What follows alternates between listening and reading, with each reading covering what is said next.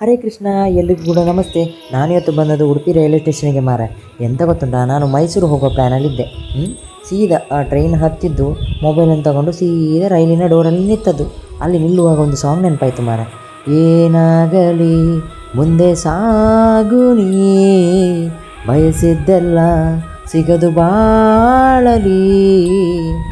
ಎಂತ ಗೊತ್ತುಂಟಾ, ನಿಮ್ಮ ಜೀವನದಲ್ಲಿ ಯಾರೇ ಇರಲಿ ಯಾರೇ ಹೋಗಲಿ, ಅದಕ್ಕೆಲ್ಲ ನೀವು ತಲೆ ಕೆಡಿಸ್ಕೊಳ್ಬಾರ್ದು. ಆಮೇಲೆ ಎಂತ ಗೊತ್ತುಂಟಾ, ಮುಖದಲ್ಲಿ ಯಾವತ್ತೂ ಕೂಡ ನಿಮ್ಮ ನಗುವನ್ನು ನಿಲ್ಲಿಸಬಾರ್ದು. ಅರ್ಥ ಆಯ್ತಲ್ಲ? ಮತ್ತು ನೆನಪಾಯ್ತು ಮಾರೆ, ಅಮ್ಮ ಟಿಫಿನಲ್ಲಿ ಮ್ಯಾಗಿ ಮಾಡಿದ್ರು ಮಾರೆ.